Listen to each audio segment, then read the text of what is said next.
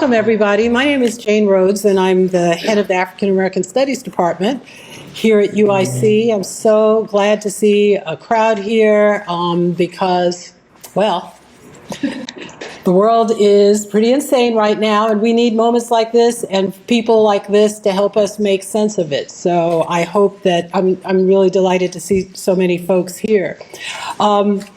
We are about to have a treat, and I just want to tell you a few logistical things, and then I'll go on to introduce the wonderful speakers tonight.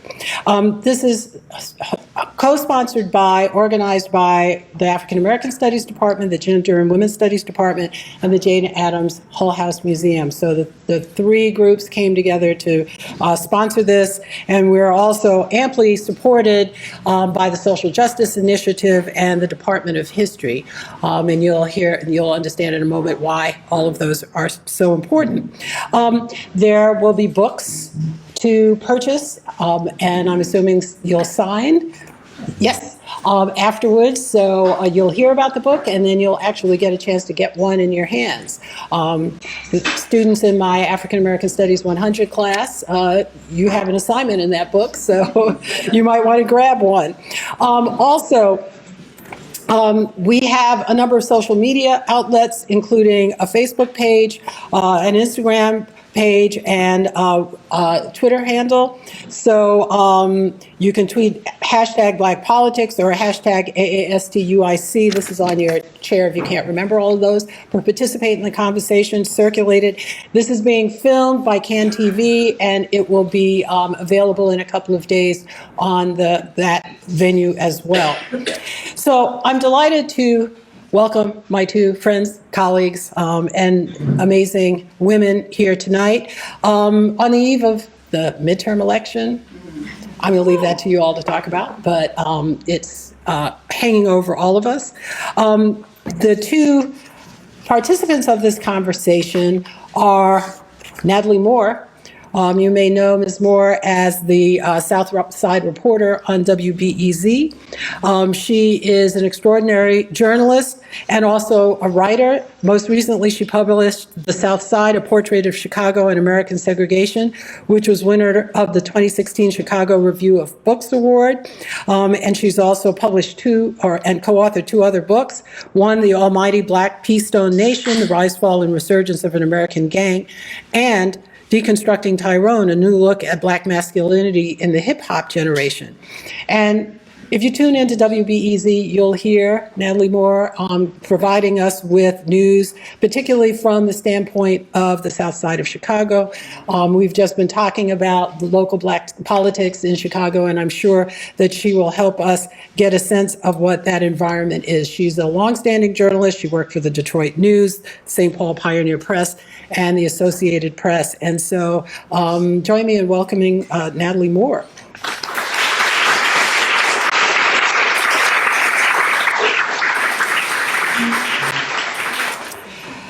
And she will be interviewing, engaging in conversation with my own wonderful colleague and friend, Dr. Barbara Ransby. Barbara, all of you know, but just in case there are a few of you don't, she is a distinguished professor of African American Studies, Gender and Women's Studies, and History here at UIC. And she also she's the founder and the director of the Social Justice Initiative. And I encourage you to look up SJI and check out all the amazing workshops and programs and films and so forth that they host. She is the author of several award-winning books, Ella Baker and the Black Freedom Movement, A Radical Democratic Vision, which just today I learned has been named one of the most influential books published in the last 20 years by the Chronicle of Higher Education. Uh-oh, that made Barbara cough. Was it because it's the Chronicle of Higher Education? Her more recent book, her second book, I should say, is Islanda, the Life and Large and Unconventional Life of Miss Paul Robeson, which is an extraordinary biography of Islanda Robeson. She's a co-convener of the Black Radical Congress since 1998 and involved in so many organizations that I can't begin to highlight them now, but I do want to highlight that she is the current president of the National Women's Studies Association, which is an extraordinary honor and an important leadership position. And she was recently named as the recipient of the Angela Davis Award for Public Scholarship from the American Studies Association.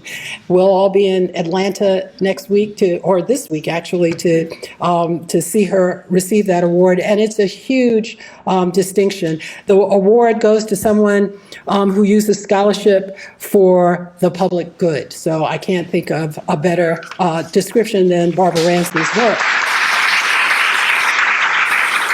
Congratulations, Barbara. Tonight, we are going to hear Barbara and Natalie talk about Dr. Ransby's newest book, Making All Black Lives Matter, Reimagining Freedom in the 21st Century.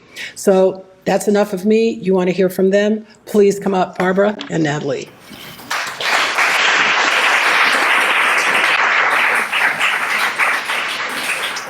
All right. Good evening, everyone. Good evening. Thanks for being here.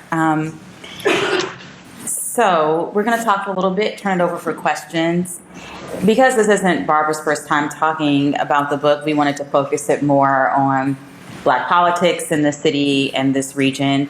And really what I'm going to treat this as is asking Barbara all the questions that I would want to ask her if I were having dinner with her. Not all of those questions. As it relates to politics in Chicago.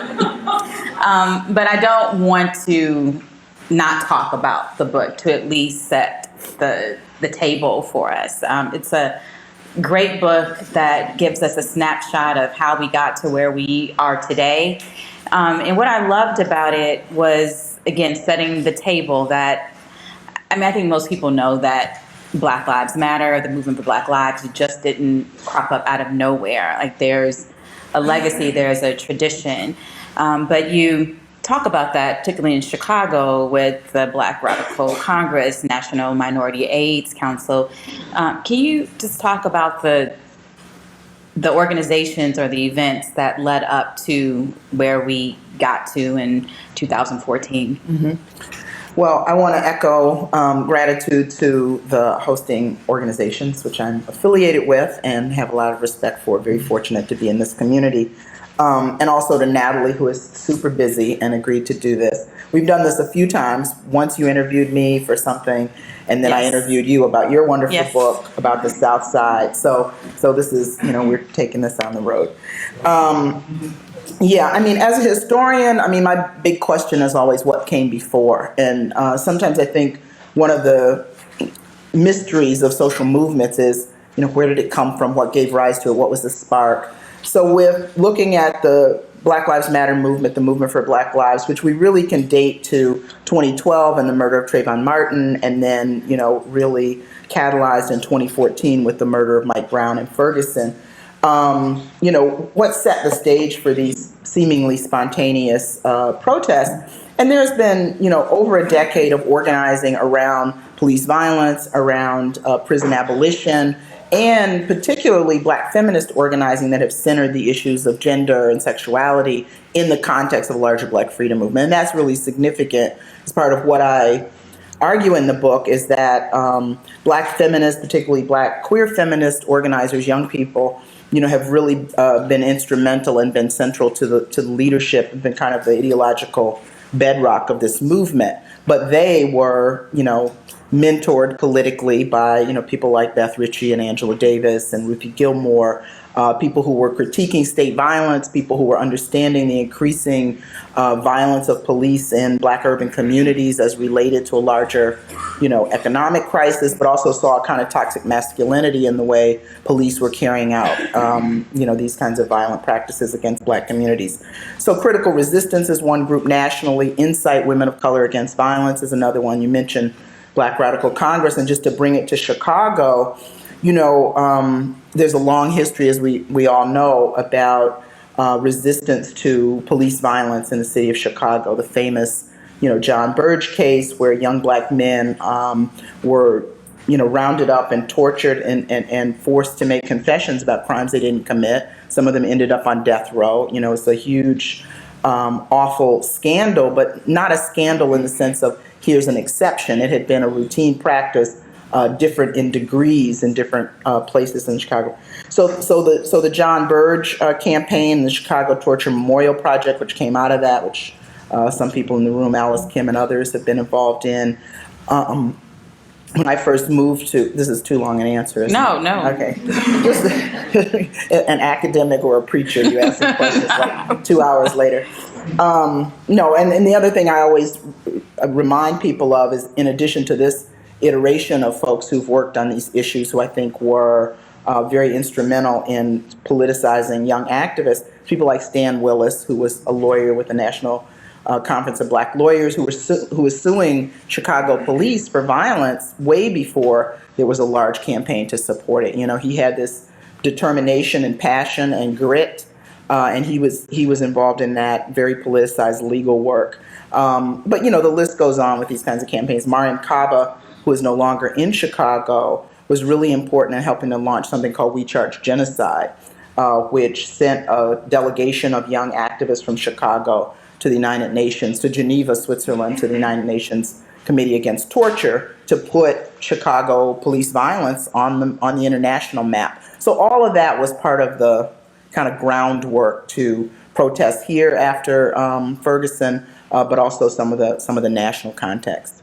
Was Chicago a model for using that queer feminist lens for other cities, or was this happening in other cities at the same time? Mm-hmm. Well, that term, the Black queer feminist lens, really comes from the work of Kathy Cohen, political scientist and activist, did a lot of work in Black queer communities, and particularly around the AIDS crisis. And she was the person that helped to launch Black Youth Project 100, which then embraced that as their mantra. They say we organize through any BYP 100 people in the room. All right. So if I misrepresent, you'll let me know. I can't even see who's back there.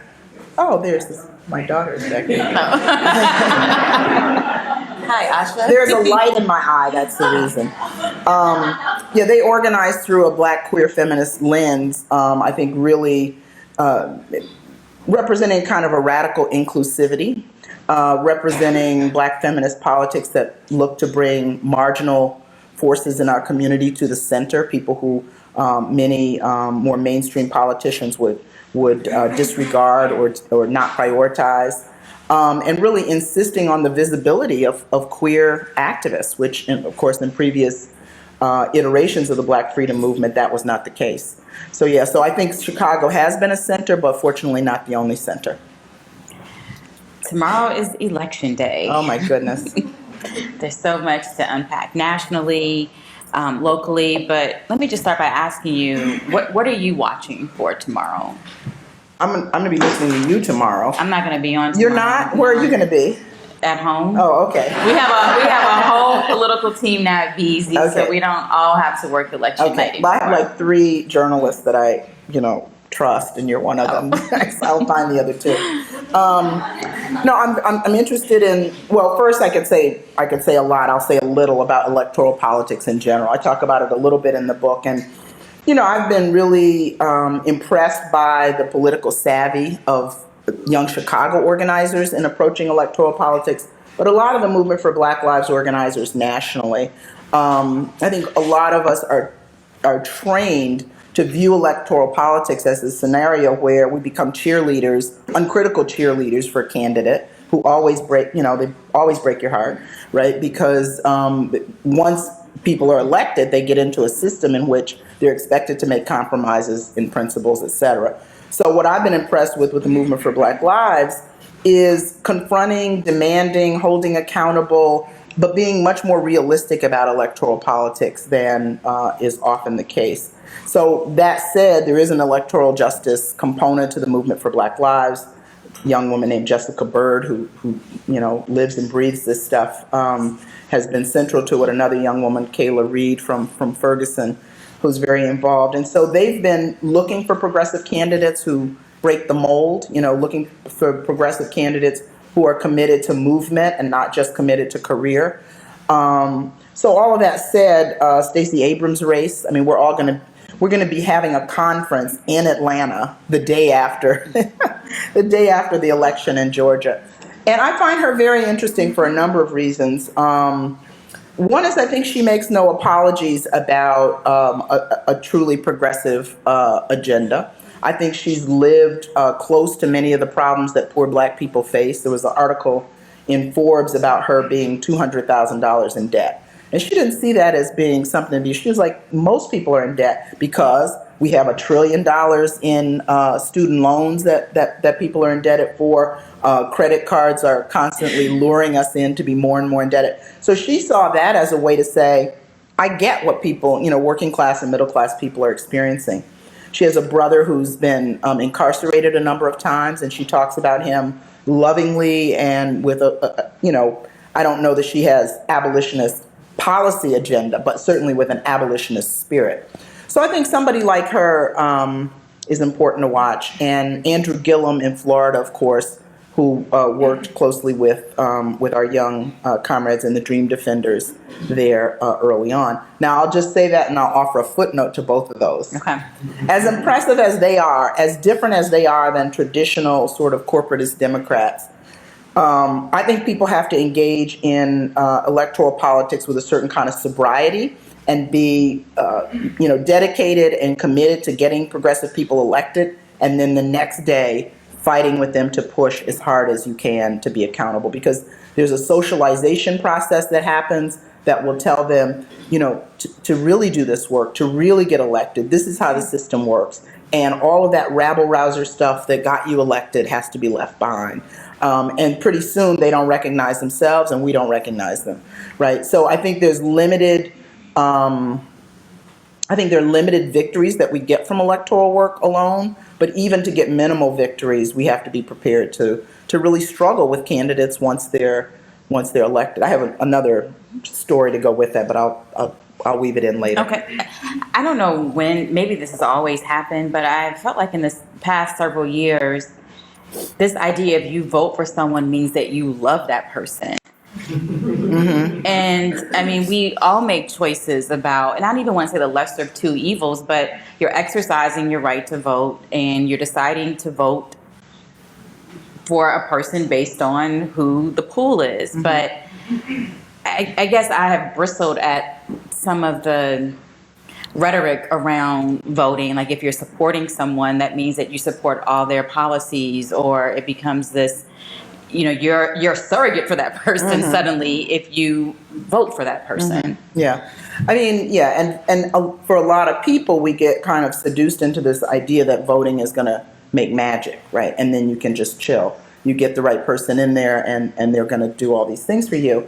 And that's not true for a number of reasons. The biggest reason is I do think, I can't even believe I'm saying this, Trump is such the antithesis of everything I believe to my core. But when he says the system's rigged, that resonates for people because in some ways it is. I mean, the kinds of compromises that elected officials have to make and the way in which particularly the Democratic Party has moved away from more progressive policies and constituents over the years, makes people very cynical about the political process. So understanding the limits of the electoral process, I think, saves us from that disappointment, that feeling that it's going to deliver all this magic. And I say, Bill likes this example, but it might not be the best one.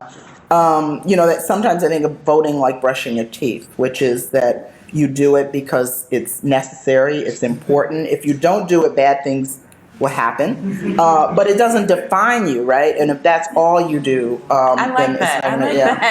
Yeah.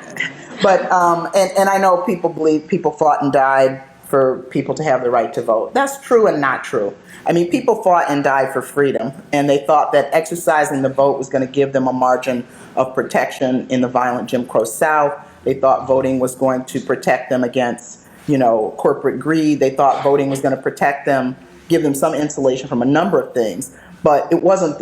It was a means to an end, not the end, right? So, so I think, we sometimes do vote for the lesser of two evils because we want less evil in the world. That's legit.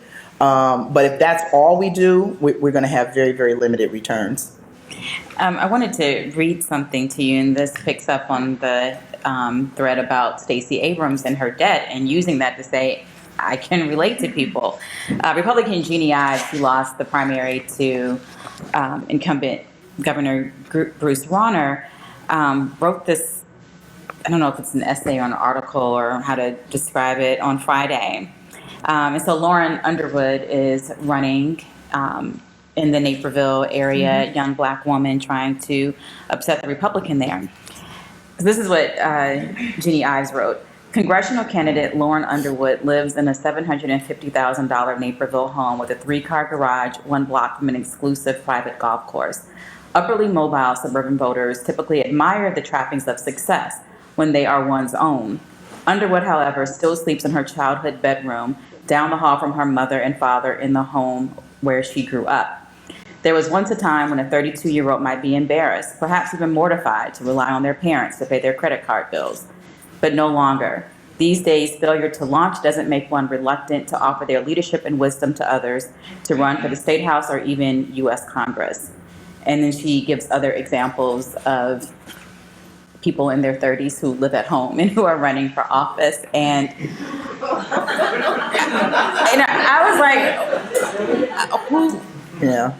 who are you? I mean, political party aside, I was thinking, who would be upset at this? And I was just wondering, what was that strategy? Because we already know about debt. I mean, I feel like I'm not better off than my parents. Like, what is my retirement going to look like? I don't own a home anymore. Everybody has economic anxiety, although we talk about it only as if there's a silent W in front of that for white. But like, this is the motive right now to attack.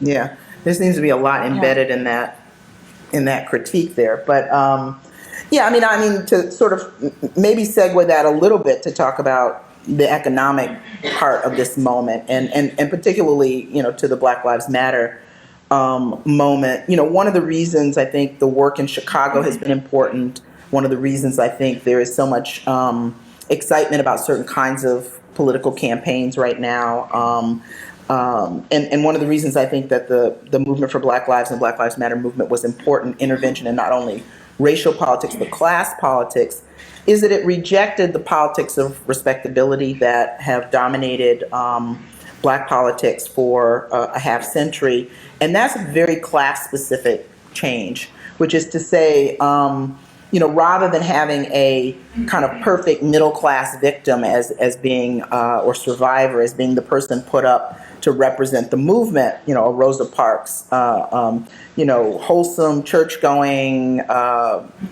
woman provided a certain kind of face to the civil rights movement in Montgomery in that time. And what this movement has done is really embrace people who are working in the informal and underground economy, and they're doing that because they've been pushed out of the regular economy. Embrace people who might have been incarcerated, and so rejecting the ways in which society seeks to invisibilize, disempower, decenter people who are suffering and feeling certain kinds of oppression in our community, and particularly around wealth disparity. So the dig that somebody has failed to launch, presumably into lucrative career that doesn't exist, is a dig at the reality that so many people face. But then to take that to another level, many of the folks who've been victims of police violence haven't been college professors and medical doctors and lawyers. They have been, people who were trying to hustle. And when Donald Trump hustles, it's ambition. When poor people hustle, it's a jail sentence. So I think that part of the movement dovetails with this kind of critique being thrown at Lauren Underwood. I've seen her ads. She's talking about healthcare. She is really committed to that. She's very articulate. She seems to be reaching out to, will she win? What do you all think? It seems like she has a good chance. I mean, I don't know the politics of the western suburbs like that, but I don't think she's a long shot candidate. Are there any other races tomorrow in Illinois that you are paying close attention to? And I mean, one I'm thinking about is Kwame Raoul and Erica Harrell. Yeah. two Black candidates. Yeah, I didn't realize there was two Black candidates right away, but I do now. Yeah, I mean, Harold is kind of scary, so I definitely hope Raul wins.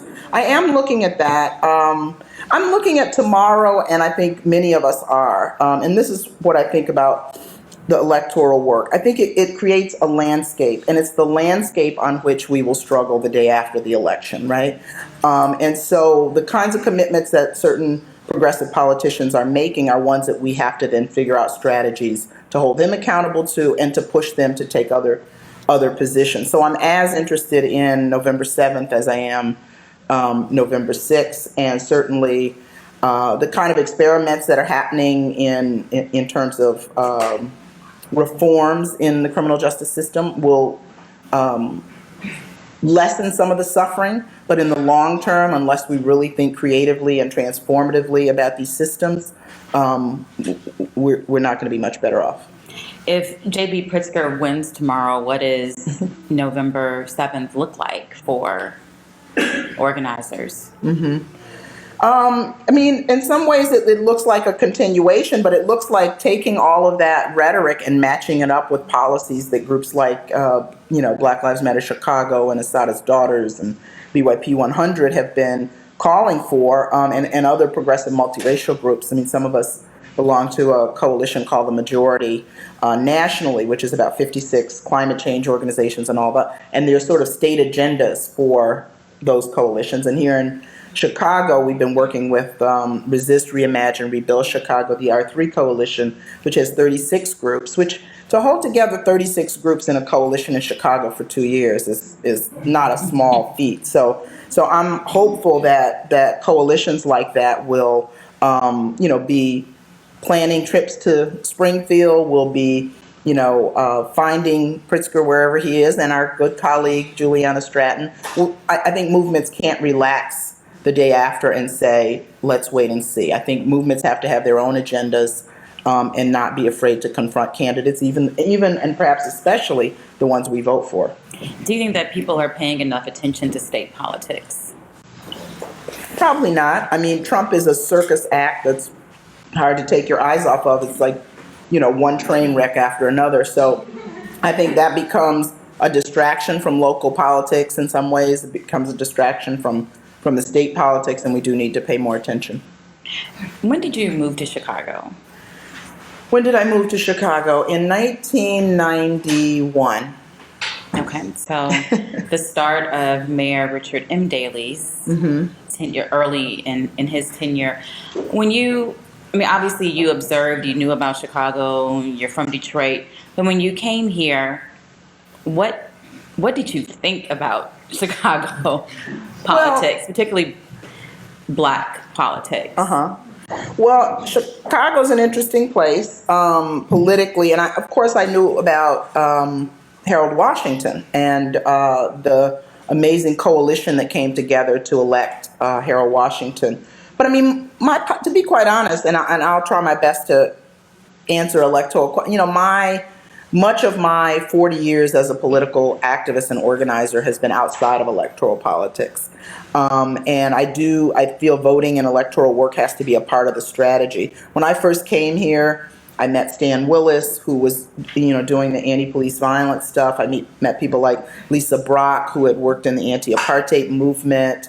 I met labor organizers. So I was much more interested in the grassroots organizing than I was in the, and I'm using politics broadly, yeah. Not just electoral, but like the landscape. Because people come here and they're like, whoa, what, how do you make sense of this? And, whether you're talking about patronage or you're talking about the grassroots. Yeah, and of course, there's some larger than life personalities in Black politics alone that have come out of and are still in Chicago, from, Jesse Jackson to Farrakhan to, Obama. Carol Moseley Braun's footprint was there. So there are, Chicago has been the site of a lot of interesting and important politics, I think, that have impacted the country.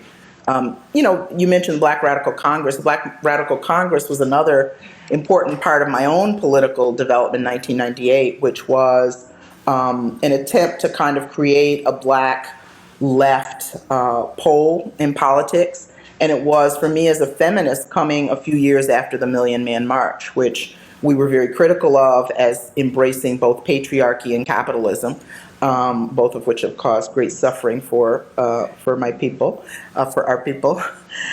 So Black Radical Congress was this convening in Chicago, and people felt it was significant in Chicago with all of its history from Fred Hampton on. To have that convening here. And I think many people over the last 20 years or so, have referenced the BRC's founding in Chicago as being a kind of catalyst for a lot of grassroots work, Black radical organizing around the country. I sometimes wonder if Black Chicagoans are chasing the ghost of Harold Washington. Yes. Short answer. Yeah. Yeah. And the last time I said that, a couple people who I am quite fond of got annoyed with me, who worked, and I know people camped out at City Hall, people were crying, and, when Harold was elected, when he died, Harold has a special place. I did not know him, so I'm just calling him Harold. Everybody called him Harold. It's fine. I think he'd approve. Yeah, but I do feel like it would have been interesting to see where Harold would have ended up if he had been in politics for 20 years. It also is that the glow of heroes or icons that die prematurely. So I think that's a little bit a part of it. People felt it was a special moment and it was going to grow into this amazing thing. And I think there were, contradictions that were going to emerge, and he was not going to deliver any Chicago utopia. So anyway, but I do think he is referenced and by people in my age group, all the time. And I do think, just the young people in Black Lives Matter movement have had to say, this is the 21st century. We're not the new SNCC. We're not the new Black Panther Party. We're not the new whoever. We're operating in a political landscape that is different. And that's, as a historian, I totally appreciate that. You don't step in the same river twice because the water's moving, right? So I think people in Chicago have to come to terms with what does this political moment mean? At the post-Obama moment, there are a whole number of things I think we're confronted with all these years, decades after Harold. So yeah. And short, long answer. The ghost also, I think, is creating a rainbow coalition around that again. Who is the consensus Black candidate? How can we get different communities on board? I remember after Rahm Emanuel announced he wasn't running, Jesse Jackson Sr. did a press conference at Rainbow Push. Mm-hmm. And it was mostly, it was a little diverse, but it was definitely mostly older people. And it was like, we're going to use these months to figure out our consensus candidate. And I remember thinking, okay, consensus for who? Who is we? Right? Yeah. We have, I don't think it's going to be much of a, we have two Black candidates who are running for Attorney General. One is more than likely going to get the Black support. But, what is it, how does Black politics work when you have multiple Black candidates? Not just multiple Black interests, but, these next few months are going to have to be teachable moments. Mm-hmm. Yeah. Probably some hurt feelings. Yeah. Kind of to bring it back to the movement issues and some of the stuff in, that I deal in my book, Charlene Carruthers deals with in her book and so forth is, I think Black Lives Matter emerged under the first African-American president. So the largest upsurge in Black protest since what we call civil rights movement occurs. In Baltimore, there's a major uprising over the death and police custody of Freddie Gray. 3 of the cops are Black, the mayor's Black, a lot of people in charge are Black, right? So I do think part of what Black Lives Matter has given us and this generation has recognizes with important savvy is that they have to distinguish politically where people stand. That to say a candidate is black is not enough, doesn't win loyalty. And so discerning between a progressive candidate, a pro-police candidate, a establishment candidate, and a movement candidate is a very different proposition. And they may look the same, but I think people are serious enough and have fought enough battles over these last 4 years that that they'll see beyond that and be scrutinizing. So the mayor's race here, I mean, we have 15 people running, 21. and how many? 21. I think it's about 21. Now, all of them won't make the ballot. Right, they're trying to get the signatures. So the deadline for signatures is at the end of November. Right. So by December, we'll know. Right. But that's just an interesting, I mean, a very eclectic group of people. I thought it was 15, not 21. So that just shows, and I've been keeping up. So before we go to Q&A, because this is where I was really about to get nitty gritty. Okay. What do you think, Barbara? What candidates are looking attractive, or do you think Movement for Black Lives will be drawn to? Well, I know better than to speak for for the movement, but you mean in Chicago? In Chicago for the mayor's race. What's your prediction? Who do you think is going to rise to the top? So who I would support and who rises to the top may Two not. different questions. Yeah, I've supported a lot of noble causes and people that didn't win. I mean, I like Amara Enya, and she's a young Nigerian American woman, very progressive, has done work around sort of cooperative economics, has done a lot of policy work. She's not an insider. She's, she came out and marched with the hotel workers when they were on strike, et cetera. So I like her. I'm not a big fan of her most recent donor. I was going to ask you, does that complicate, does Kanye West's contributions to her challenge any of her policies? I mean, here's someone wearing the MAGA hat who is attempting, I think my theory is that Chance is doing a rehabilitation intervention with him. I mean, there are certain people in Chicago who aren't going to turn their backs on him because they have these personal connections. To Kanye. Yeah. Uh-huh. Yeah, well, that's a longer discussion and probably one I'm not fully equipped to weigh in on. But I take him at his word of, kind of going there and embracing Trump in ways that I thought were just really unprincipled. And so he wouldn't have been my choice to bring in. I hope that Amara, and she's very smart, I hope that she has accepted a contribution and does not see him as a policy advisor and will move on from there. But we started talking to her early on, and I was impressed by her sincerity. I was impressed by her fight and her compassion for some of the most marginalized people in the city, right?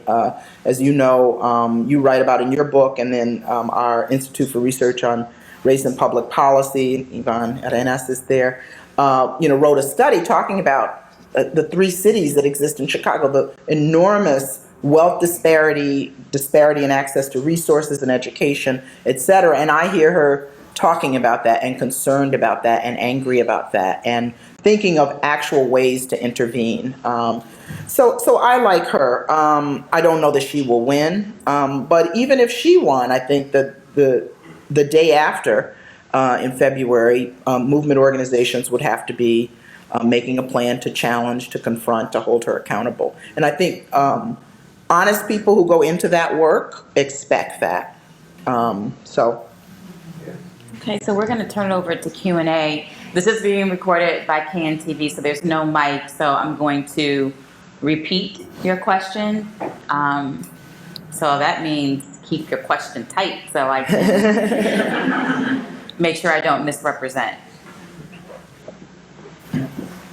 Don't be shy. Oh my goodness. A room full of people in Chicago and nobody has a political I see question. a hand up in the back. Kind of going off of Chancellor Rapper's tweet some time ago, what has the Democratic Party really done for Black people in Chicago?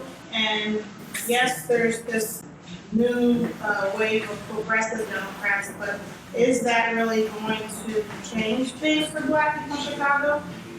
So the question was, what has the Democratic Party done for Black people in Chicago? Yeah. You're not asking me as like a representative of the Democratic Party. Of course not. No. So I mean, look, the Democratic Party from the Clintons on have been moving whatever left impulse there was toward the center, toward neoliberal policies that, have caused enormous hurt for particularly poor and working class Black people. And so I'm like Working Families Party, some of these other parties that are out there, DSA is doing some interesting electoral work. Those are places where I think there are animated, honest discussions about how to make change and how to govern. I think that there's a pragmatism in the Democratic Party that has become pretty unprincipled, has been pretty unprincipled. I think many top Democrats are tied to corporate interests, and are they better than the Republicans? Yes. And I don't think you love them when you say that, right? I think if Democrats were in power, we would be having a different kind of struggle. We would not be struggling, but we'd be having a different kind of struggle, those of us who envision, a more just society. So no, I don't, I think the critiques of Hillary were appropriate and were spot on.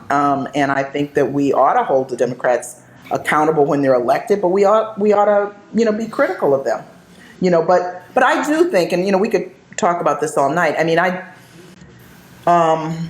I do see real fascist tendencies in this administration, and I don't use that word lightly, right? So I was just in Bilbao at a conference when the fascist in Brazil was elected, Bolsonaro. And people talk. When you say fascist, you're talking about the White House, correct? Or are you still talking about? Yes, I'm talking about she was asking about the Democrats. Okay. Oh. No, I just wanted to make, because we were talking about, I thought we were flipping from Chicago to, I just wanted to clarify that you were talking about the White House administration. As opposed to local fashion. Right. Right. I was talking about national politics. But not just the White House. I mean, even we also have fixated on Trump as this, and often people do, as this kind of maniac. But there's a lot of enablers, and he's giving license to a large pro-fascist movement that, similar to mid 20th century fascism, those people are in motion, and that's very scary and needs to be taken seriously. And even people in the Republican Party who wouldn't have said they agree with these kind of right-wing extremism, white nationalism before Trump was elected, they're on board with it. I mean, people who would not have been, people who in German politics who wouldn't have been predicted to support Hitler once he was in power, became Nazis. So I don't say all that to be alarmist. I think fascism occurs on a continuum. It looks different in different places. But when we say there's no difference between the Democrats and the Republicans, I think that's flat out wrong. I think we're not being serious. We're not paying attention. But that doesn't translate into a love or letting the Democrats off the hook.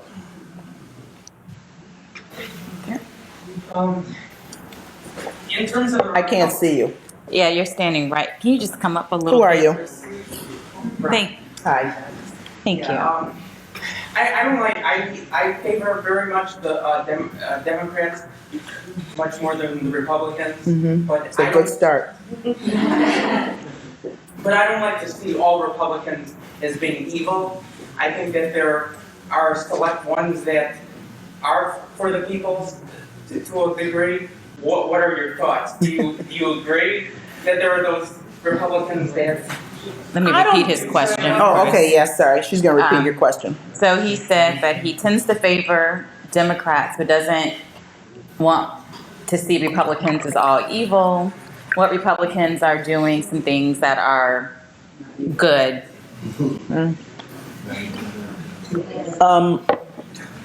So I don't use the language of evil. I think that good people do bad things, and people who you might say don't do a lot of good things sometimes do good things. So it surprised you, right?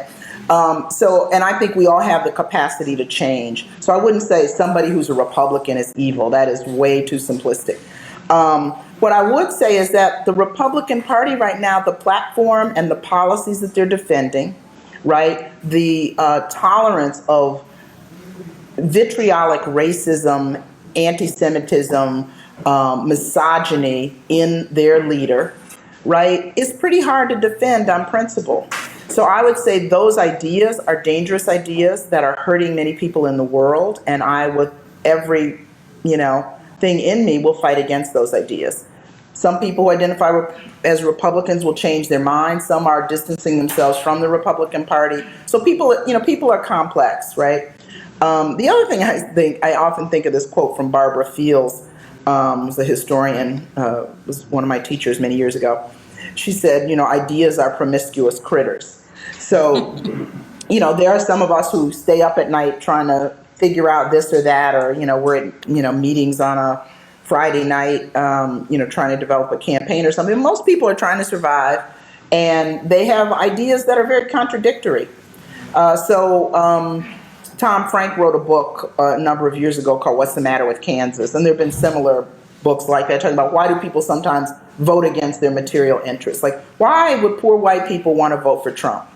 Right? He's this rich guy, is born with a silver spoon in his mouth, arrogant, entitled, imperial, and all of this. Like, he's not your working class, blue collar guy who struggled like everybody else, right, in those neighborhoods. And so I think, we have to we have to pick that apart. I think one of the reasons is racism. I think that there is a kind of white nationalism that has trafficked well in certain political circles in this country, is a part of a larger system of white supremacy in this country, that white workers were sold the idea from the time of slavery on that, you might not have much, but at least you're not black, right? And I think that has carried over, and that's why you see people voting for people like Trump. Now, if pushed, can people get beyond the racism that has, kind of seduced them into this thinking? And I think, yeah. I mean, I wouldn't be an activist if I didn't think people could change. And I don't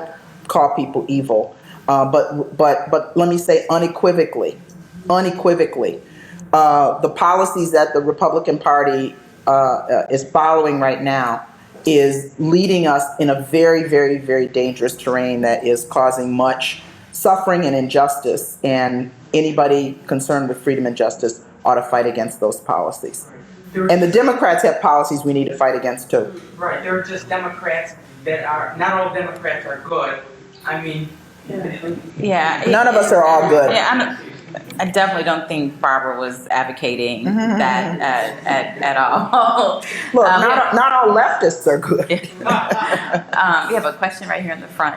I was gonna ask, do you foresee the Black Lives Matter movement getting a sole leader?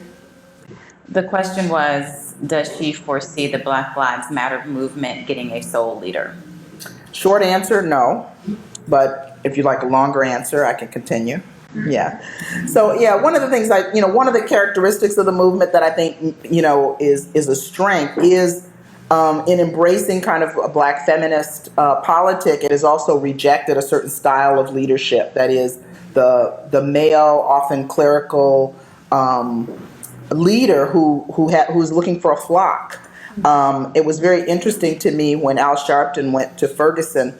Essentially got booed. That in young people, and it wasn't just about him being older. I was going to actually bring up that It wasn't anecdote. just, I'm glad it. Yeah, it wasn't just about being old though, because Angela Davis also went. And one of the quotes And you've never been booed.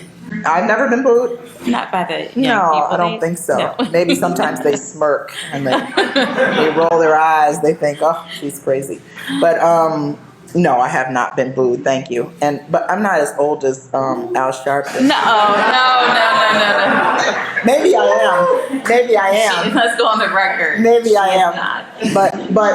But Angela who doesn't look her age, but is older than Sharpton, and she was embraced. And this one young woman said to me, she said, well, she didn't come to mold us and scold us. So there's this way in which certain, leaders, I think, have been very presumptuous, very insulting of grassroots organizers, certain elders very insulting to young people. But I think the movement has decidedly been decentralized and or group-centered. And different organizations in the movement use different terms. They don't all say, decentralized. Some say we're group-centered, but we have a central focus, and so forth. But yeah, there has been a rejection of that model. And that the woman I spent a lot of time working on, Ella Baker, was a strong advocate of group-centered leadership.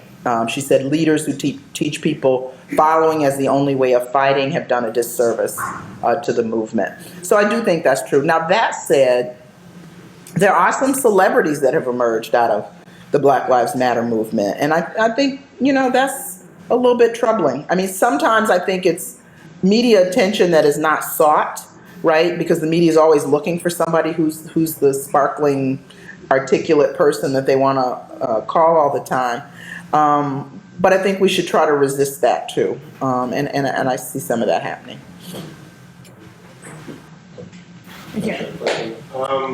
When you talk about like the centrist tendencies of the Democratic Party and their pragmatism, do you at all worry about the parties maybe moving too far towards the left, and not like similarly to the Tea Party and the right, but not only in a political rhetoric, each in our own silos kind of way, but also in the government's basic ability to like function, and Congress's ability to enact legislation, not just from executive orders of the executive branch, but the ability to come together and pass legislation anymore. Is that a realistic possibility still? Or? So the question is, are you worried that the movement will go too far left, and the party moved too far left, mimicking some of the tendencies of the Tea Party, and therefore not allowing any meaningful legislation to get passed? Okay.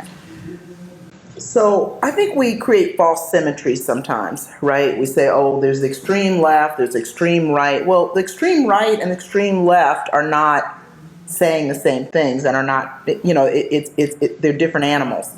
I think it was interesting, Bernie Sanders' campaign, because Bernie Sanders was an open socialist running for president of the United States, and got enormous support among people that, some of whom, right, polls indicate, some of whom became Trump voters.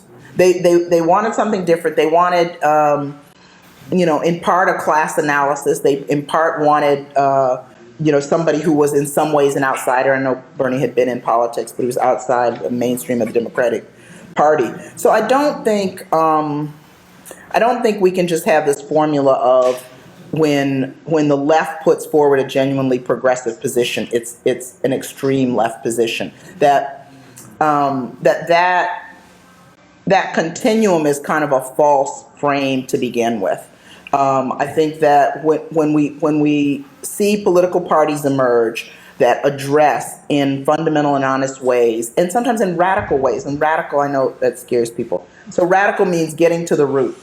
So kind of cuts through the nonsense and sort of says, look, we're going to all be better off, or most of us are going to be better off if we have health care. We want schools for our children. We should not tolerate racism and homophobia and transphobia. Like some people aren't going to be on board with that, but a lot of people would be on board with those ideas. And in some ways, it gets obscured in talking about left and right as if they are code words for this symmetrical two sides of the coin, two sets of solutions for the same problems. To be honest, I don't see the right wing as trying to have solutions for the kind of problems that most people are worried about.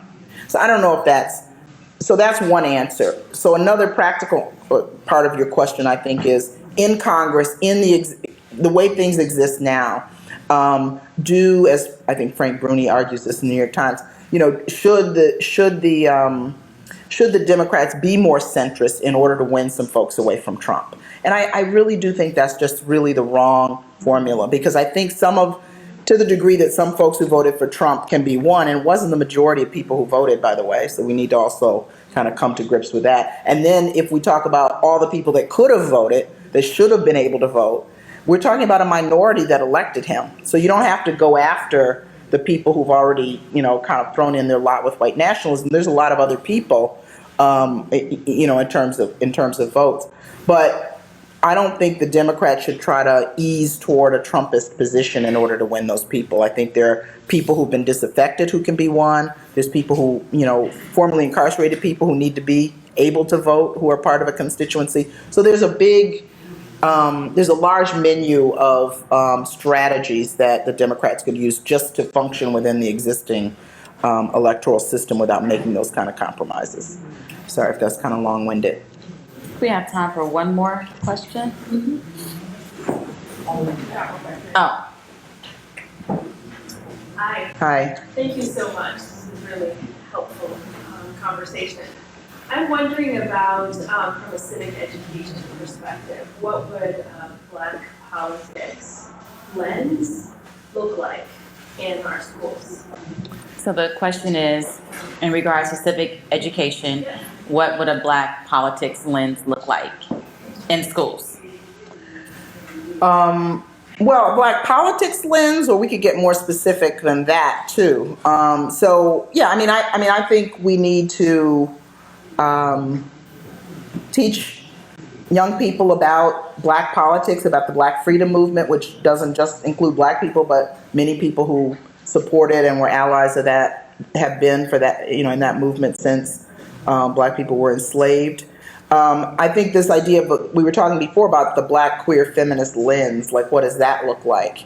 And to me, and BYP folks will correct me, I'm sure, if I'm wrong either now or later, but to me that again is radically inclusive. I mean, one of the things that I bristle about when people talk about identity politics as being divisive is actually unifying, because what it says is you have to look at all these different variables in order to understand the social and political system that we live under. And if you're talking about an agenda for freedom, justice, liberation, you have to be concerned about disabled folks. You have to be concerned about queer folks. You have to be concerned about poor folks. You have to be concerned about all these categories of people in a Black freedom struggle, because these are all people who are also Black, in addition to other people who occupy those categories, and even Latinx people, right? There are a lot of Black Latinx folks who often don't get counted. So a Black queer feminist lens would have an approach to history, let's say, or politics that would just be radically inclusive, and not radically inclusive as if those different parts don't have a relationship to each other, but how does power factor in? What is our relationship to power as groups in the society? So I think it's also very much a structural analysis that is required. And so I think all those things would be a part of a curriculum. Chicago Freedom School does some of that work. Chicago Torture Memorial Project is trying to teach about police violence in the schools, does some of that work. And a lot of the movement organizers, have serious think tanks and teach-ins that they try to do learning and teaching outside the framework of the university. Yeah. Thanks for that question. Great. Thank you to the audience for your engagement and for your questions. Thank you, Barbara, for this wonderful book and for spending some time with us. Thank you, Natalie.